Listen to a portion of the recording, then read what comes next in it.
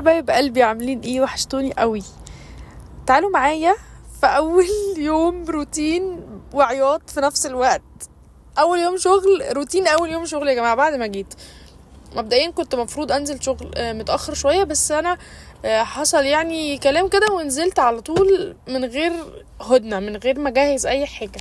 فالدنيا كلها متكركبه فوق راسي حرفيا، وحرفيا بصوا، كركبه كركبه كركبه كركبه كركبه كركبه فوق ما تتخيلوا. يومين طبعا ورا بعض بنزل وحاجات بظبطها. فتعالوا نقضي اليوم كده مع بعض. شايفين المطبخ؟ شايفينه صح؟ مش انا بضحك على خيبتي؟ يا لهوي، نفسي اعيط عياط.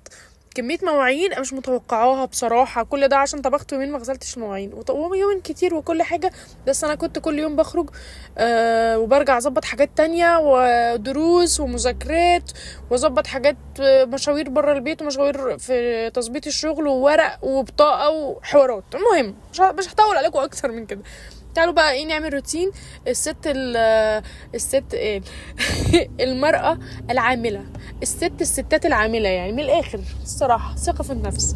مش عارفة ايه الغرور اللي انا فيه ده، بس سيبوني افرح فرحة البدايات. بعد كده هاجي اصوت لكم اقول لكم الحقوني طاقتي خلصت. انا شلت كل المواعين اللي في الحوض وطلعت كيس فراخ من الفريزر، فكته بسرعه في الميكروويف وعلى الحوض. هنضفه كويس بملح وليمون وخل، انا هنا بشطفه بالميه. لو في بقى بواقي ريش، لو في الحاجات اللي هي بتبقى الدم المجمد ده، التجمع الدموي ده، بشيل كله كله كله كله. بغسل بين الجلد بالميه، وبعد كده بنقع في ملح وليمون، انا اسفه ملح وخل.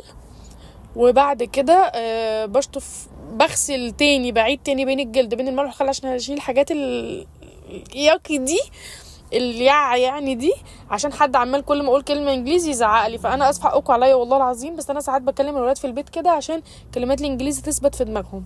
المهم عايزه اقول لكم يعني بصوا،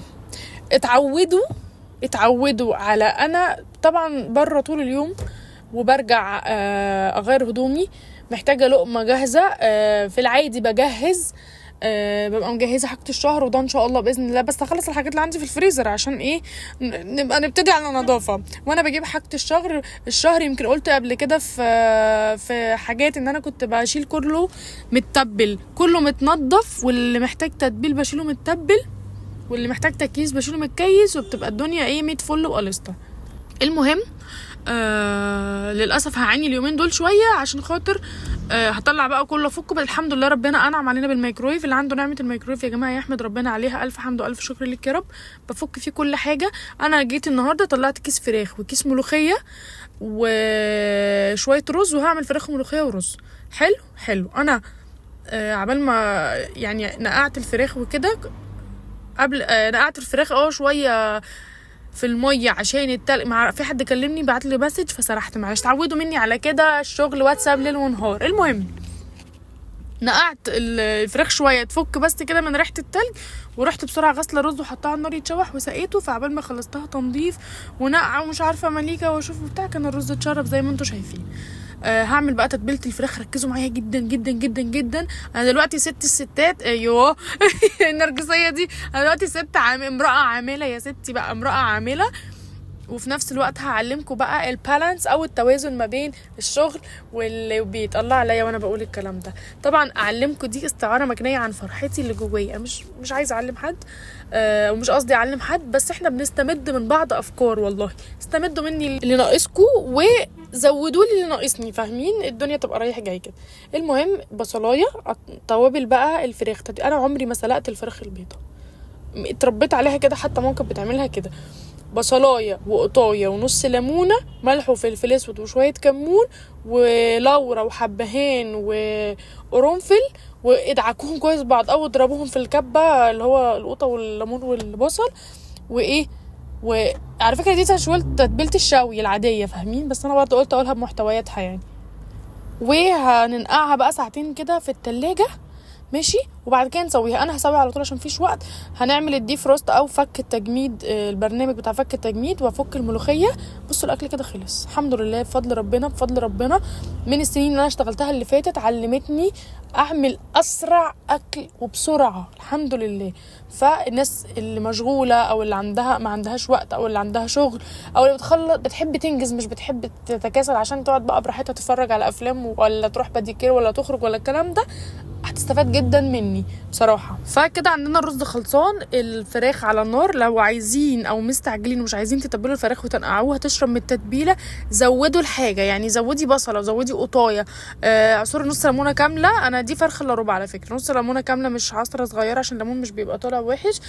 وزودي بقى توابلك. وعلى فكره بتبقى حادقه، خلوها حادقه، مش بزود ميه ابدا. الفراخ بتستوي في ميتها، لو ميتها قليله بديها شويه صغيرين ميه مش بتبقى مغطياها، وبعد كده بشيلها وازود شوربه. خلوها حادقه سنه عشان تبقى طعم الفراخ حلوه، وبعد كده زودوا الشوربه وظبطوا الحدق. احنا كده مليكه شبطت في لسان عصفور، يلا بالهنا والشفا. ما خربانه، ما انا كده كده واقفه. فانا حمرت لسان عصفور، الفراخ على النار، والرز الحمد لله خلص بسرعه. وعلى بال ما الفراخ تستوي كامل، ولسان العصفور طبعا هحمره كويس. وبعد كده ايه، هلف على المواعين. برضو بحب احط حاجه جنبي على البوتاجاز عشان احط فيها المعالق، ما احطش على البوتاجاز او الرخامه وزيت الدنيا. الحلل بقى والحاجات دي كلها محتاجه تتغسل، فانا يلا بينا بقى نديهم دش. عايزه برضو اكلمكم بقى وانا بغسل مواعين، نتكلم بقى في حاجات مهمه جدا. معلش يعني اللي شغاله ترفع ايدها وتقول انا، عشان ما احسش ان انا لوحدي. حقيقي بجد الشغل يا جماعه بيفتح المخ، بيوسع الافق. يعني ايه يوسع الافق؟ يعني بيخلي دماغك متفتحه، بتشوفي الحياه من منظور اخر، بتبصي للمشاكل بمنظور تاني، بتبصي للدنيا بمنظور تاني، متعتك في الحياه بتتغير، شغفك للحياه وللدنيا بيتغير، كل حاجه بتتغير. كل الحاجات اللي كنت بعملها وانا شغاله كسلت اعملها، او نصها يعني كسلت اعملها وانا مأنتخه في البيت اوتوماتيك، مع ان انا كنت فاكره نفسي ان انا شعله نشاط وبقدر اعمل كل حاجه. طلع يا جماعه الشغل هو اللي مديني الشعله ده. بزور كل الناس، بختلق وقت اقعد فيه لوحدي، ودي اهم نقطه، تقعدي فيه لنفسك. حتى لو هاجي على صحتي بصراحه بقى، يعني البيت كله نايم وانا هصحى الصبح بدري، ممكن اخطف لي نص ساعه كده اعمل فيها اي حاجه لمزاج انا. تمام. الشغل بيقوي نفسيا وبيقوي ماديا، ودي نقطه حلوه. اليومين دول الله يكون في عون كل الرجاله، مهما كان دخل الراجل حقيقي، مهما كان مكفي، انا بقيت اتكسف اجيب حاجات لنفسي شخصيه، مقتنيات شخصيه، والمصروف البيت. الجماعه الحاجه اللي كانت بجنيه من سنه بقت ب100 جنيه السنه دي. ايه ده؟ ايه الطفره اللي احنا فيها دي؟ ربنا يعيننا يا رب، ويوسع علينا كلنا، ويفتح لنا ابواب الرزق ان شاء الله، ويبارك لنا في كل حاجه. فان انتي تشتغلي ويبقى ليكي ذمه ماليه، تجيبي لنفسك حاجات تبسطك، دي لوحدها بتفرق معاكي نفسيا، ما بتفرقش في الفلوس وفي المصاريف، ما تفهمونيش غلط. كمان بتحسي ان انتي واحدة قد المسؤولية، بتحسي ان انتي واحدة بتفهمي اكتر من ستات البيوت في مواضيع كتير. بحكم شغلك ليكي علاقات حلوة تنفعك في ولادك، في مدارسك، علاقات بالناس، علاقات بالوزارات، علاقات بالصحافة على حسب مجال شغلك، علاقات بعملاء. زي انا على فكرة في عملاء بنيت معاهم علاقات طيبة جدا، وكانت واحدة ست يعني، وجابت لي شغلانة محترمة بجد، نفعتني جدا في الوقت ده. فالعلاقات العامة للناس الطبيعيين مفيدة جدا. في ناس ما بتحبش اصلا تتعرف، فممكن ما جربوش على فكرة، بس هو في ناس بتحبش تتعرف في العموم. المهم يا جماعة الشغل بيقوي النفسية والصحية والجسدية والمالية والنفسية وكل حاجة. بعد ما مرشنا المواعين مرش كده، كانت الملوخية استوت والفراخ استوت، وعندنا لسان العصفور خلاص هو سقيناه شوربة. الرز هنشيله على جنب ونعمل، زودت الملوخيه شوربه. نسيت اقول لكم، انتوا مفروض بعد ما بتشيلوا الفراخ بتحطوا ميه على الشوربه وتزودوا وتعملوا. انا ساعات بكسل، لو هستخدم الشوربه كلها في ساعتها يعني مش هسقي محشي او كده، مش محتاجه اظبط الملح مثلا شويه الملوخيه، بحط الصوص عليهم. الصوص ده مركز ملح ومركز طعم وتقيل حلو يعني، وازود الحاجه نفسها ميه. يعني انا كبيت الصوص هنا وزودت ميه، من حنفيه، هي اكنك بتحطي شوربه. وحطيت توابل برضو للملوخيه، ومكعب مرقه بقى كده يخليها مسكره اكتر. هنشوح الفراخ، هنحمر الفراخ. يلا على الاير فراير بسرعه تحمري، بتخلي لها قوام جميل الصراحه من غير دهون ولا اي حاجه. احنا كده يا جماعه الاكل بتاعنا خلص، فاضل الطشه. عملت شويه طشه يا اختي انتي وهي، ما تقوليش لسلفتك عليها. خلاص يا الطشه، شويه توم بقى وشويه كزبره وعادي جدا، بدون مش ما فيش افتكاسات. بس انا نرجسيه شويه النهارده، ما اعرفش ليه. قوه نفسيه.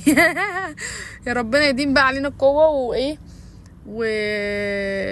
ويكرمنا خير يا رب احنا وانتوا. خلصنا الملوخيه، الله تحفه بيرفكتو، كنت بقول لكم كده.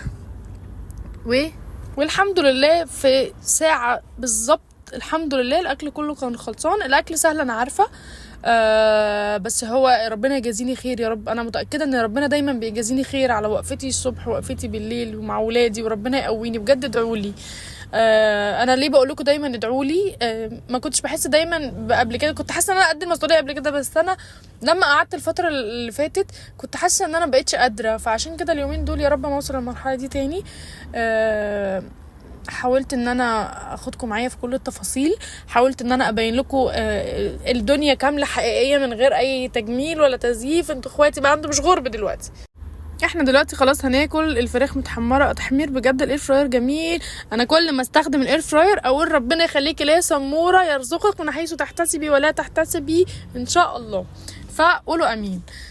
الفراخ المحمره القمر، ارش بقى عليها شويه ملح وفلفل اسود، وبصوا بتبقى بيرفكتو. بصوا شايفين بقى العرق اللي في الملوخيه؟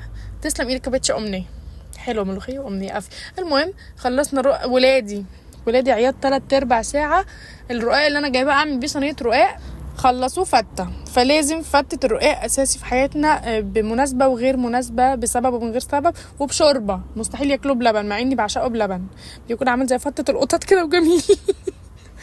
احنا كده خلصنا يا جماعه يومنا.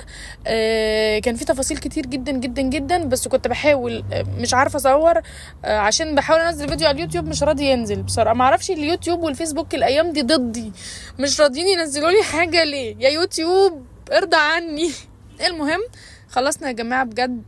مبسوطه جدا ان انا بتابع معاكم كل حاجه وبشارككم كل حاجه، وحاسه ان انتوا حاسه ان في حد في حياتي بفضفض له وبحكي له وبيدعي لي وبدعي له وبكلمه بيكلمني، مع ان ليا اصحاب كتير جدا بس انتوا غير، انتوا مختلفين. بشوف حبكم ودعواتكم ليا. انا شكرا لكل الناس اللي دعت لي بجد، شكرا واللهم امين احنا وانتوا يا رب. انا عايزين بقى نختم حلقتنا النهارده ونقول نشوفكم في فيديو جديد على خير. ما تنسوش تعملوا فولو وتعملوا شير للفيديو على الفيسبوك، او تعملوا شير للفيديو على اليوتيوب، وتعملوا برضو سبسكرايب في قناتنا. اتمنى اكون خفيفه على قلبكم، ما طولش عليكم. لو عايزين فيديوهات تاني من النوع ده قولولي. باي.